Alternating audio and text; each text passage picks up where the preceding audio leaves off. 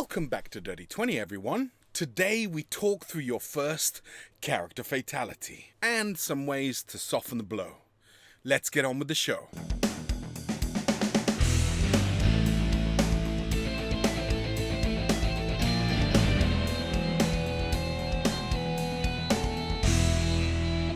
Thanks for joining us, lovely people. Now, let's talk about death. In 5e, I would say it's actually kind of hard to die. We've covered combat in a previous episode. I recommend you check that out. But the rub really comes when you hit 0 hit points. Now, at this point, your character is not dead. They fall unconscious. And on your next turn, you're going to be rolling 1d20 in order to make a death saving throw. Now, this has a set difficulty of 10 or higher. So when you roll your d20, if you get 10 or higher, that is a success. If you get 9 or lower, then that is a failure. 3 successes before getting 3 failures, and your character stabilizes at 1 hit point. However, 3 failures before 3 successes, and your character dies. Now, there is a rule that says that rolling a natural 20 immediately stabilizes a character on what hit point, but on the other side of that coin, if you get a natural 1, you get 2 failures instead of just 1. So I tend to not use that rule. Mostly because I'm one of those people who thinks that they're kind of unlucky when they roll, and probably because I was traumatized by rolling natural 1s at some point. The other rule that I don't often use is the mass damage rule. If, for example, your character has a total of 20 hit points at max level, and you are hit for, let's say, 40 hit points, so double your max hit point, then in theory, your character automatically dies. Now, I don't use this one because I feel that penalizes the players for me miscalculating how tough the monsters that they're facing are. So, like I say, I don't really use this one. The benefit of having the whole 3 successes before 3 failures is that at the very least you're going to have 3 turns to try and heal the party member. Now, there is quite a lot of healing magic in 5th edition, and depending on how good your players are with teamwork and how well they're prepared, and also how generous you might be with things like healing potions, they should be okay. And as I've said in previous videos, the most dangerous time is really the first 3 levels. We've talked about the TPK, and that can happen, where you kill the whole party, but, it's kind of easy if you add 1 too many monsters, or you start rolling a few crits in a row, or the players end up in a kind of impossible situation, trapped. It can happen. Now, this is the more unintended kind of death. I have experienced it before where a player has come to me and said, look, I'm not really kind of vibing with this character, or, I feel like I've taken this character as far as I wanted to story-wise. I'd like to try something new. Now, this can be a lot of fun, planning an epic death, maybe with an element of self-sacrifice in it. Nice. But the unintended ones can be tough. Players can get really upset about losing a character. Maybe one that they've loved playing over an extended period of time. They've written an extensive background about them. Maybe they've done artwork for them. They've really kind of grown attached to them. It can and has affected people. Now, this is something that really should be discussed in Session 0. Check out our video on Session 0 for more on that. But it is always good to remember that although your player might be angry for a while, you can help them get excited about trying out a new character, coming up with a new concept, something different and new. Understanding that death is a part of the game, that if there is no peril, no danger of death, your game won't have the same kind of impact that it might otherwise. But I do understand that it can be really, really hard. And here I'd like to give you some suggestions on how you could possibly lessen the blow. First is a trick that I picked up from a friend of mine where he asked us to create more than one character or a couple of backup characters that we would have ready to go in case something happened to one of ours. Now, this can make death a lot less of an issue because you're already excited about some of these other characters that you've created and that you've thought about playing. I have done this as a player, and I tell you, it has really softened the blow of losing my first character. The other thing that I think could make for an epic campaign moment is to actually turn the death into an adventure in and of itself. So let's imagine that in our campaign, Leggy the Ranger was hit with a couple too many crits, and he goes down. Garn, our cleric, also has gone down, or maybe has been incapacitated in some way, and nothing can be done to save Leggy. He dies. The character was much beloved by the party, and instead of letting him go, they decide they want to try and bring him back. Garn, after a quick religion check or history check, might have an idea of how this could happen, and stay tuned for our character building section where we're going to discuss it. But that's when you end the session and you start preparing a one-shot or something that's going to last maybe a couple of sessions, where the characters are going to enter the fugue plane and try and save Leggy's soul before it goes to the afterlife. I literally did this myself, and it was an absolute blast.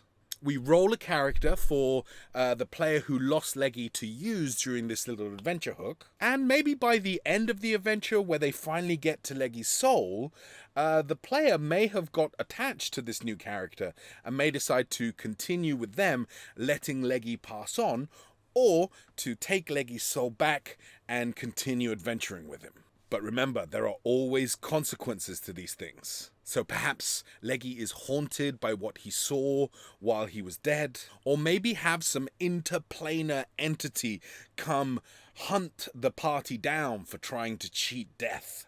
On that point, look up the inevitables and thank me later. Now, before we head into our character building section, please remember to subscribe if you haven't already, and hit that bell icon so you never miss a video. Okay then, guys, so today we're going to build a character for our player who lost Leggy in the previous session, so they have someone to run during the adventure trying to rescue their soul from the fugue plane. And I thought it would be kind of cool, as we don't have one in our party at the minute, to go for a monk. And honestly, one of my favorite kind of weird ancestries is definitely the Tabaxi, which are the cat people. They have some really, really cool quirks, and I think they make excellent monks. So I'm going to go monk, and I'm going to go acolyte as the background. Now, for stats, we're using our usual heroic array, and I'm going to go with 16 for wisdom, and I'm going to go 15 for dex. Now, our ancestry bonus gives us +2 on dex and +1 on charisma. I'm going to go 12 constitution, and I'm going to put 11 in charisma. We also get that +1 to bring it up to a whole number. Now, our dex is going to go up to 17, but it means that, you know, if and when we get to level 4, we can, you know, take a feat which gives us +1 dex, bring it up to 18, which will be a +4. Really nice. I'm going to put 10 into intelligence, and I'm going to dump strength. Now, for skills, I want him to kind of know stuff and be able to kind of help the party in their journey. So I'm going to go history. We've already got religion from our acolyte background. Now, I'm thinking about this character as essentially an apprentice of a master. So I would imagine that Garn knows of a temple where the monks are kind of experts in death, and they go there to search for answers to try to find Leggy. And this would be in the very opening of the next session, the adventure to rescue his soul. Yeah, and I can imagine the master kind of giving them the information. You could have a cool social encounter there, but insisting that the apprentice, his apprentice, kind of help guide them. therefore giving you this character that the player that lost Leggy can use. So, hit points, we're not going to break any records. Now, for weapons, I'm going to go, I always do this, I always go quarterstaff. I like that it's 1d6 bludgeoning. It has a range of 5 feet. It's also versatile, so if you use 2 hands, you can increase the damage. And it classes as a monk weapon, which is great, for reasons that we will see. I'm going to go Explorer's Pack, just because, why not? We get some darts, and there we have it. And I'm going to give him the name Mao Zhu. Now, Mao, I believe, is the word for cat in Chinese. So that kind of fits. So I'm going to go with that. Armor class 16, you'll notice, and you'll be like, wow, that is pretty damn good for a level 1 character. And we'll see why in a minute. But some nice skills, particularly, our kind of wisdomy ones, and our acrobatics and stealth. And our damage is very nice. We're also going to see why it is quite that nice, and the to hit as well. So, Tabaxi, within 60 feet of you, treat dim light as bright, darkness as dim, so that's dark vision. You can double your speed for a turn when you move, but must spend a turn not moving before using this again. So again, speed is a massive bonus for the Tabaxi, and with the monk abilities that you'll see and the way you develop a little bit, it gets really, really cool. So then you can claw as an unarmed attack for 1d4 slashing damage and can climb with a 20-foot speed. Now, the 1d4 slashing damage kind of conflicts a little bit with the unarmed strikes that we're going to read about in a minute that the monk gets. But, it's just a different type of damage. Sometimes bludgeoning is good, sometimes slashing is good. But, your martial arts increases, whereas this doesn't. So, as an acolyte, you can receive help from those who share your faith. Now, monk features. Add wisdom modifier to AC when not wearing armor or using a shield. And that's how we get that lovely 16 armor class. So a base of 10, plus 3 from our dex, plus 3 from our wisdom. And again, as soon as we bump that dex up 1 more point, that's going to be a plus 4, making our armor class 17 while not wearing armor. Pretty awesome. When using unarmed or using monk weapons, you can use dex for attack and damage rolls. Unarmed strikes deal more damage, d4, and can make an unarmed attack as a bonus action after a normal attack action. So you're always getting off 2 hits, which is very nice. And then some proficiencies, some bits, quarterstaff plus 5, dart plus 5, and unarmed strike plus 5. And we're going to go up to level 2. We're going to bring him up to the same level as the rest of the party. We're going to decline that. We've got some more hit points. Very nice. But what we get really that is fantastic is the key points. So we have 2 key points at the minute. And let's have a read of that. So, you gain a reservoir of energy, key points equals monk level, which is restored during a rest. You can use a bonus action and spend 1 key point to make 2 unarmed strikes right after using the attack action. Okay, so you can either do 2 attacks without necessarily spending a key point, or you can do 3 attacks by spending a key point. And again, key points at this level, very like gold dust, but you will get more as you increase in level.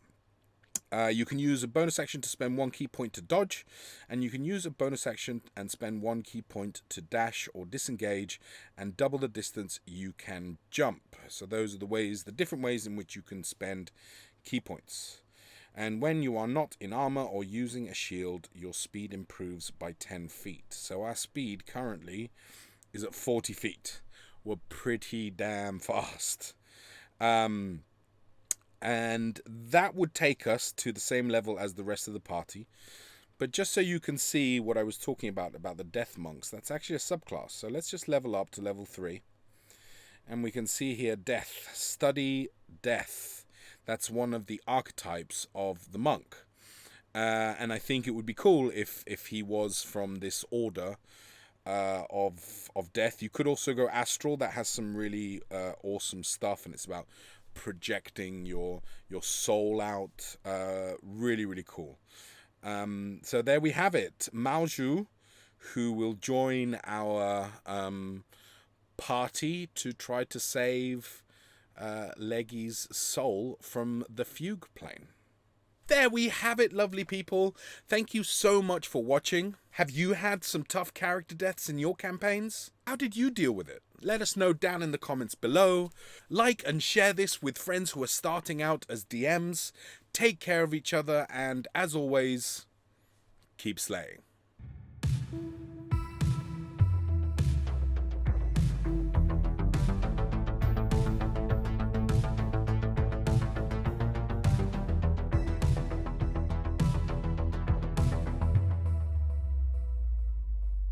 If you've enjoyed this content, then please smash that like button, subscribe, share this around online, and come and visit our website, www.lavictoriaproductions.com, to see all our past episodes, as well as our blog posts and all the stuff that we're currently working on at La Victoria Productions. Why not reach out to us and tell us what you think of our videos? You can reach us on Twitter. @MouthLaVictoria is our producer. We are also on Instagram. I am Enano LVP, and our producer is Jazzy J Cherot. We're also La Victoria Productions on Facebook and LinkedIn. Come on by and let us know what you think.